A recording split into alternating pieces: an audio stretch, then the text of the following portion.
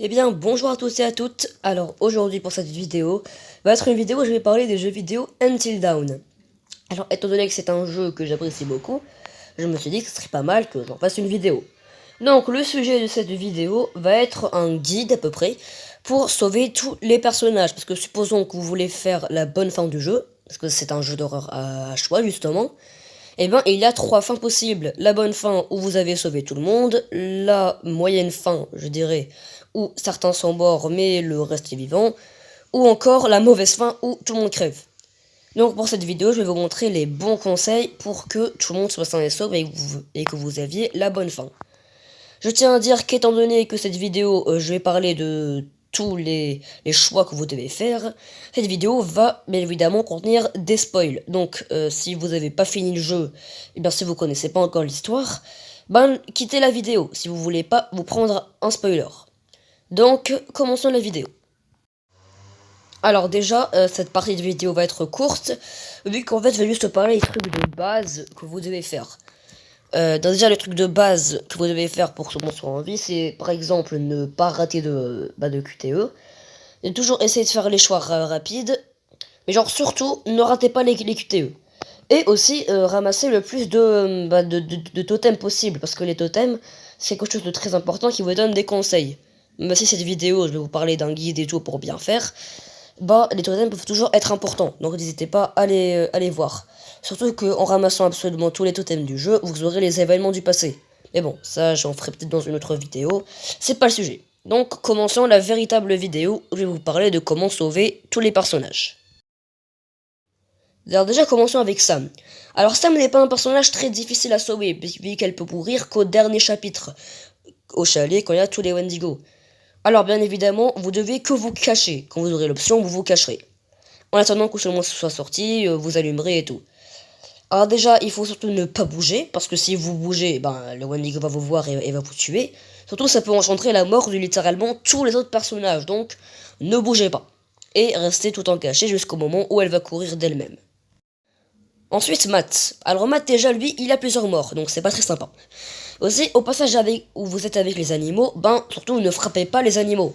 Parce que si vous le frappez, bah, vous allez tomber. Et vous allez avoir la scène de QTE la plus dure de littéralement tout le jeu.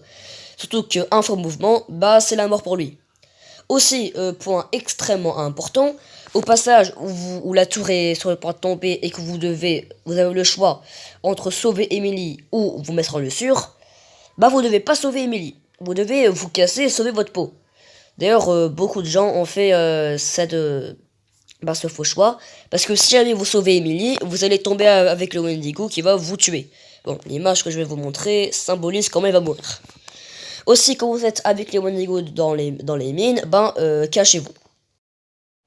Ensuite, pour sauver Jessica. Alors, pour sauver Jessica, au moment où elle se fait attraper par le Wendigo, vous devez prendre tous les chemins les plus rapides et tous les chemins les plus dangereux, quoi, et ne rater aucun QTE. Comme ça, dès que vous arriverez chez elle, elle sera encore vivante. Bon, elle tombera, mais elle sera vivante. Elle survivra, quoi. Au cas contraire, si jamais vous prenez des chemins prudent et lent, quand vous arriverez, elle sera déjà morte. Aussi, au passage dans la mine avec le Wendigo, que vous soyez avec Matt ou non, cachez-vous. Pour sauver Ashley. Alors Ashley, le mieux pour elle pour la sauver est de rester avec le groupe, de rester en groupe, quoi, soudé. Aussi, au passage où elle croirait entendre la voix de Jessica, et qu'on vous demande de suivre la voix ou de suivre le groupe, suivez le groupe, voilà, ne choisissez pas la voix de Jessica. Bon, on va dire que vous êtes un énorme noob et que accidentellement vous avez choisi de suivre la voie. Et si c'est le cas, n'ouvrez surtout pas la trappe. Sinon, le Wendigo va venir et va vous égorger. Aussi, au passage où on vous demande de sacrifier Josh ou Ashley, sacrifiez Josh. Parce qu'en fait, il va pas vraiment mourir et tout. Ensuite, pour sauver Chris. Chris, lui, est un personnage un peu plus difficile à tuer. Bon, pas autant que Matt, désolé. Mais c'est vrai qu'il est quand même assez dur à tuer. Déjà, point très très important, au passage, vous êtes enfermé avec Ashley et vous justement, et que le psychopathe vous donne le choix entre vous tuer avec le flingue ou bien tuer Ashley, et bien surtout, ne pointez pas et ne tuez pas Enfin, ne pointez pas le pistolet sur Ashley et ne tuez pas Ashley. Bon, c'est des balles à blanc, elle va pas réellement mourir. Mais le problème, c'est que plus tard, elle va s'en rappeler et elle ne va pas vous laisser entrer. Bon, après, vous avez le choix entre vous tirer dessus ou bien attendre. Bon, c'est des balles à blanc, donc ça va. Et aussi, au passage où vous êtes avec le Wendigo dehors, ben ne ratez aucun QTE et surtout ne ratez aucun tir. Alors, Emily. Bon, Emily, pour la sauver, c'est aussi un peu facile. Au passage où vous êtes dans la mine avec le Wendigo, bah ne ratez aucun QTE. Ne perdez pas de temps, genre pour activer le levier par exemple, ne perdez pas de temps. Et surtout, restez immobile. Aussi, dans le passage où Mike soupçonne que Emily se transforme en Wendigo et sur le point de tirer sur elle, bah bien évidemment, ne tirez pas. Alors ensuite, pour sauver Josh. Josh, lui, est un cas particulier, parce que peu importe les actions que vous allez prendre, il aura pas un super destin. Cependant, il y a une bonne fin pour lui.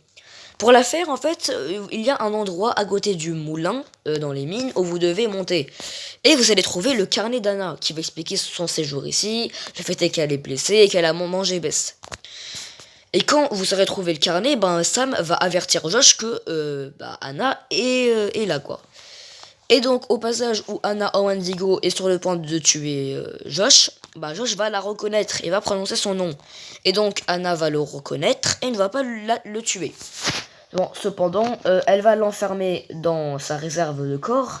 Et donc, Josh va manger un corps et va se transformer en Wendigo. Et va donc être le dernier Wendigo vivant dans la montagne.